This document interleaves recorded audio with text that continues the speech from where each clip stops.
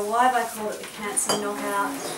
Because I'm putting in ingredients that between them have a really powerful anti-cancer effect.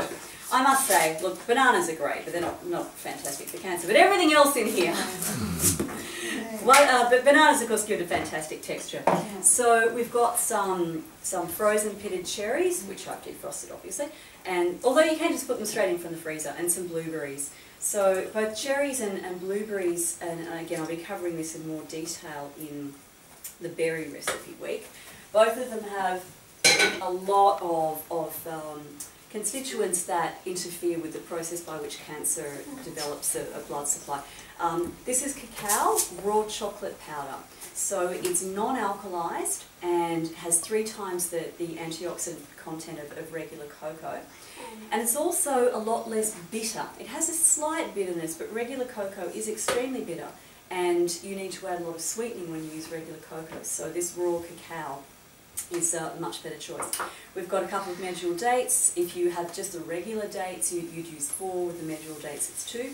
Pomegranate juice. Pomegranate juice, this is actually a pomegranate and blueberry blend. So pomegranates have amazing anti-cancer activity, particularly active against prostate cancer. And here's some more hemp milk. Thank you. We'll just pour that in. Okay. And some ground flaxseed. Now, you can use hemp seed instead. You can also use chia. Adding seeds to your smoothies makes them more filling. It also makes them more satisfying. So if you're having this as a breakfast, for instance, I'll just put the coriander in first. If you're having this as a breakfast, you put the seeds in just to make that smoothie last longer, so it can take you right through to lunchtime. Okay, bok choy. Now I've got the baby bok choy. It actually has more anti-cancer chemicals than the fully grown, because most of it's concentrated in the green bit. So you know the fully grown bok choy has more white stem, and there's not all that much cancer killing stuff in there. So we've got some baby bok choy and we've got some baby spinach. Leave the coriander till last. I'm going to make it up without the coriander first. Who likes coriander? Yep. Anyone not? No. Okay, Vivian. And a lot of people just don't like coriander, and anything that you put coriander in, they just go, I don't want it. So I'm going to make it up first. Give you a little sip of the version without coriander, and then add the coriander. And Vivian, if you'd rather not, you don't have to. So, okay. Now once again, if you're using a regular blender, you're probably going to want to blend all the other ingredients up first and then add the spinach. And probably just put it in, you know, several leaves at a time. But if you've got a high-powered blender, so if you have Vitamix or a Blendtec, you can do what I'm doing, just chuck the whole lot in at once. Otherwise, just add the spinach in bit by bit. Okay, here we go.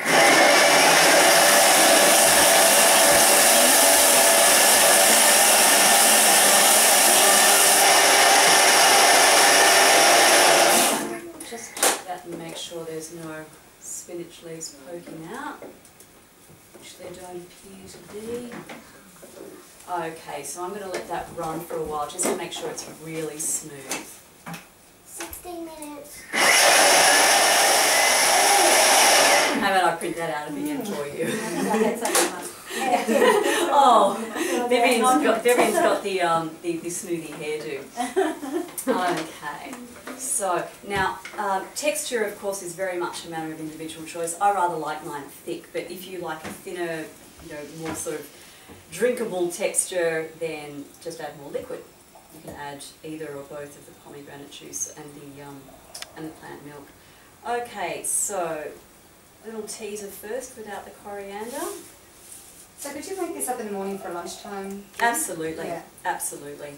Yep. So if you're for example taking it to work, you just pop it in a thermos, and the trick to keeping it fresh is to make sure. Could you just hand that around to people? Thank you. The trick to keeping it fresh is to make sure there's no free air space between the top of the smoothie and the lid. That one's a little bit grumpy. Okay, fantastic. So, this is my breakfast every morning. I sometimes don't put the milk or the probably going to just use water. Yes, yes, indeed. You can just use And water. because I go swimming, I can't eat a lot of food, so I find this is a great way to get something into my system before I go swimming. Because if I eat food, I get bloated and I can't swim. I often make these to have for lunch on Saturdays when I might be working straight through and maybe seeing 5 or 6 clients in a day. I really don't have time to sit down and chew up a salad, but I can grab one of these in between and that keep me going. Okay, here we go. Let me get this really, really smooth. Now, does anyone know what coriander is used for? I'm sorry, did I spray you again? Does anyone know what coriander is particularly useful for? Antioxidant or Really powerful antioxidant, but in particular it actually chelates heavy metals out of the body. So, for example, if you have, it's a detoxification herb. So if you have heavy, like mercury fillings, or if you're, say if you're dealing with someone who's had excess mercury from too many vaccinations, so a lot of children get this, over-vaccination syndrome, which is partly attributable to too much mercury. So get coriander into your diet. Who wants to taste with coriander? What the heck? Absolutely. Okay. So now just remember where your glass was, all right? Thank you, darling. Okay.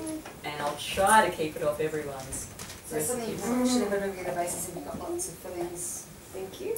Yes, yes. I mean, look, I just love coriander. I'm growing some at the moment, and I love putting it in salads and everything. Yeah, I'll have some. And that's That good. taste good on you, Vivian. That's Well, it. it sounds like I should have it. Spirit of Oh, adventure. it's brilliant. It's Coriander, I just don't like the taste of it, but we'll see. Because it's got a lot of things on the top of it, hasn't it? Oh yeah. It makes great pesto too. Oh, it does indeed. I actually prefer coriander pesto to the normal basil pesto. There we go. But it does change the lovely. taste of it, It doesn't it? Yeah. Do you like that? Yeah. Fantastic. Good. Should I give my helpers some? Yeah. Yes. All right. As a general rule, I mean, sometimes I don't drink it all because it's a lot when I make it up. How long can it stay in the fridge for? If you've got it very tightly sealed and with no airspace, then 24 hours, it's still going to be good. Just bear in mind too, because sometimes people get, I suppose, a little bit caught up on the details of, being worried that something is going to lose nutrition. My point is, if you start with something that's incredibly high nutrient and then you lose some nutrients, it's still very high nutrient. And then the question is, well, if you weren't having that, what would you have instead? And if it was cheese and crackers, or last night's leftover pizza, then that was, a nutrient wasteland to start with. So you're better off having something that's lost up some of its extensive nutrients, rather than something that didn't have any nutrients to start with. Would you like a little bit more? It's best to drink it from the glass rather than eat it off your body. Robin, Taste. these measurements make up for 1 glass, 2 glasses. Well, look, I mean, that's probably a generous 2 glasses. So, if a lot of these recipes, I suppose, are family sized. If you're only making them for one, then do feel free to, halve the quantities or by proportion on that. Here we go, Mitch, a little bit more for you. Yes. There we go. See, this is why Mitch is growing so fast. Green smoothies. Okay. Now, I could do the Nigella Lawson and lean over suggestively and lick this, but I won't. There are children present.